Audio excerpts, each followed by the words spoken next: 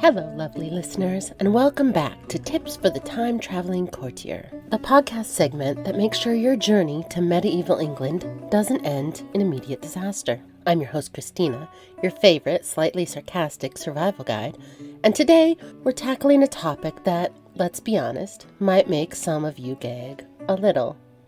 Hygiene. Yes, that thing you take for granted in the modern world with your soap, showers, toothbrushes, and plumbing. Well, buckle up, Buttercup, because none of that is coming with you. In today's episode, how not to reek of death, despair, and sheep dung in the Middle Ages. Let's start with the bath situation. I know there's a popular myth that medieval people never bathed. That's not entirely true. They did, just not the way we would. In cities and towns, bathhouses were common. Think of them like very naked, very humid medieval spas.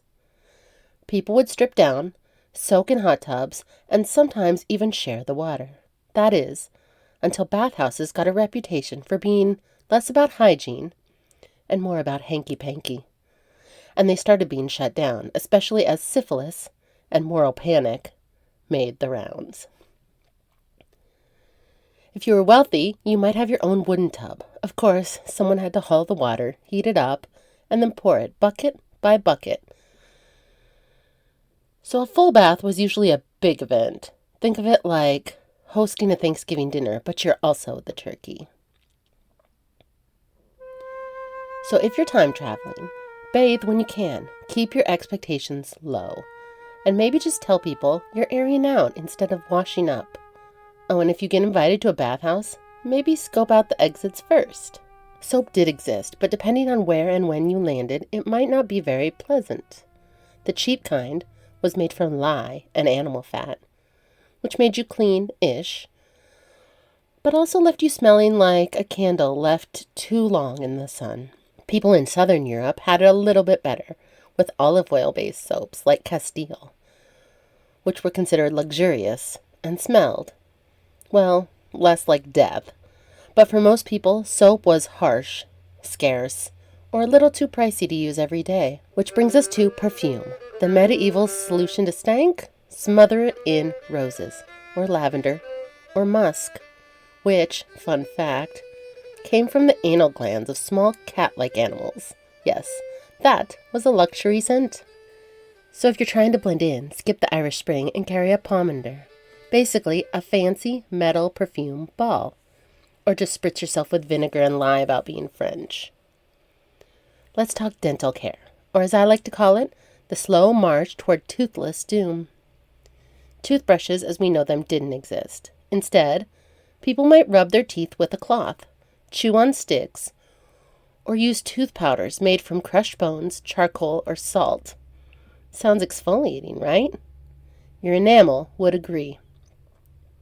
Bad breath was handled with cloves, mint, or fennel seeds, if you were lucky.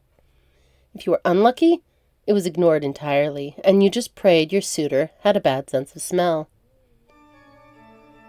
Queen Elizabeth I was said to have blackened teeth later on in life, not from poor hygiene per se, but from sugar.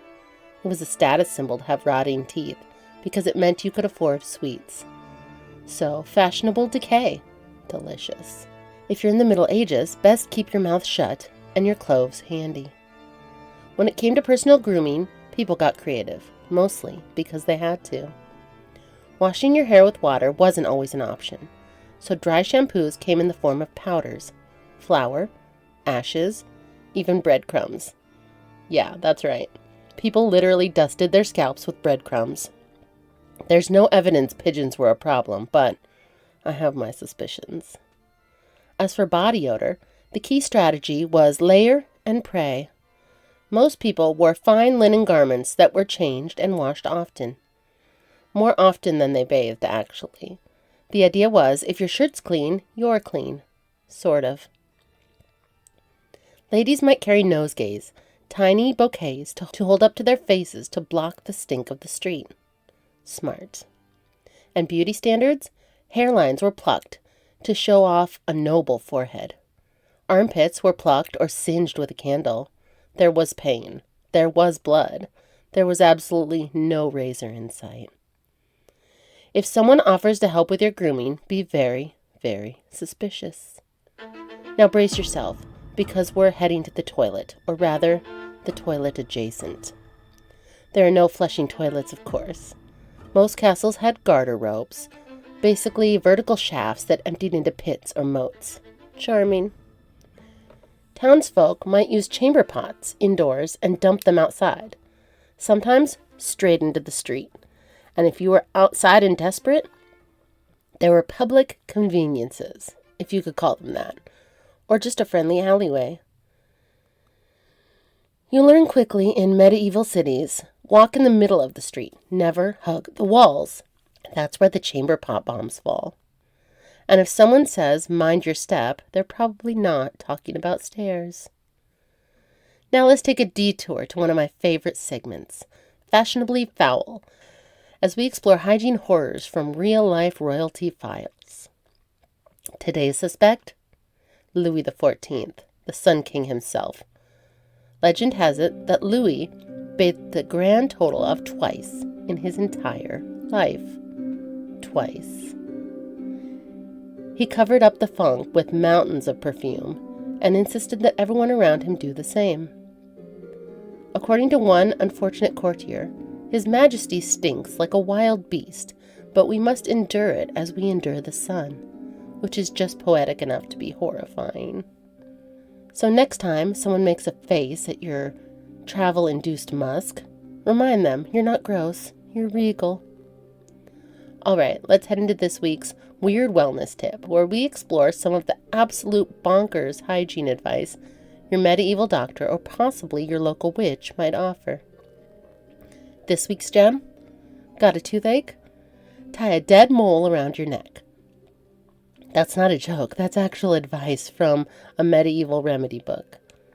There's also rubbing sage on your gums, rinsing your mouth with wine, finally some good advice, or sticking cloves into your teeth until the pain stops or until the cloves fall out, whichever happens first.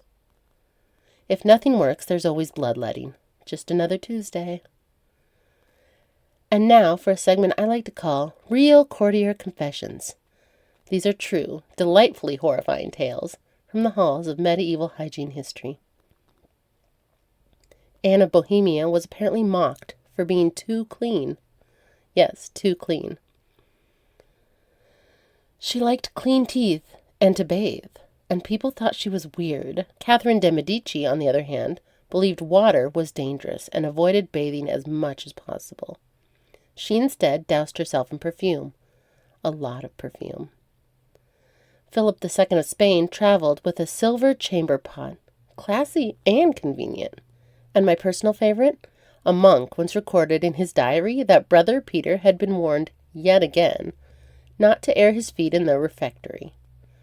So if you ever feel like you're the smelly one in the group, just remember Brother Peter walked so you could run far, far away. For clothing care, change your linen underclothes as often as possible because linen wicks moisture and smells less rancid than wool or silk. Plus, swapping out the underlayer means you can keep the outer garments longer without washing, which was often a luxury. Carry a small cloth or handkerchief to dab sweat off your face and neck. Medieval people also used powders, like crushed herbs or starch, under their arms to reduce stink. Try to avoid stinky foods. Garlic, onions, and fermented fish were dietary staples, but left a lingering aroma. If you want to make a good impression at court, maybe go easy on those the night before. For earwax cleaning, yes, that was a thing, people used little metal scoops to clean their ears. Probably not a great idea for your sanity, but hey, it was medieval self-care. And don't underestimate the power of a good wig. Nobles often wore wigs, not just as fashion statements, but also to cover up their scalp issues or lice infestations.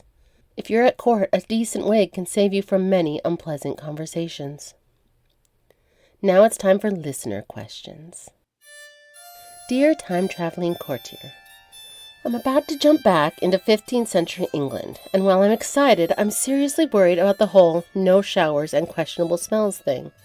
How do I avoid offending the locals with my modern hygiene habits, or worse, getting kicked out of court for smelling too fresh? Also, any tips on surviving the dreaded medieval lice situation? Yours in fear, freshly washed Fiona. Oh, freshly washed Fiona, bless your squeaky clean heart. First off, bravo for thinking ahead. Showing up smelling like you just stepped out of a bubble bath might actually raise eyebrows, because as you know, bathing was a rare luxury, and too much washing could be seen as a little suspicious. Think of it as medieval perfume warfare. Too clean and you might be signaling that you're up to something fishy. Pun intended. Tip 1. Air it out. Don't soak it down. Instead of diving into a bath every day, do the medieval approved thing, airing out. Strip down, find a sunny window or courtyard, and let the breeze do the heavy lifting on the funk. Bonus points if you carry a small nosegay. Those little bouquets of herbs that not only smelled nice, but also help distract from other aromas. The less said about the castle privy, the better. Tip 2. Master the art of perfume. Carry a ball filled with fragrant herbs, spices, or dried flowers. Not only is it a charming accessory, but wafting it slightly under your nose during social calls shows you're both fashionable and politely trying to cope with the inevitable smells around you. Just don't go overboard. Medieval noses were sensitive, and perfume overdose could get you side-eyed. Tip 3. Lice. The medieval nemesis. Ah, the lice. The true rulers behind the throne of discomfort. Here's the deal. Medieval people mostly fought lice by shaving their heads. Yes, even the nobles sometimes. Or by applying concoctions made from herbs like rosemary and lavender, or even a little vinegar. If you're feeling brave and less picky, rubbing your scalp with garlic-infused oil was a thing. But fair warning, you'll smell like a walking pizza. For a less pungent option, carry a fine-toothed comb and make daily lice hunts a ritual.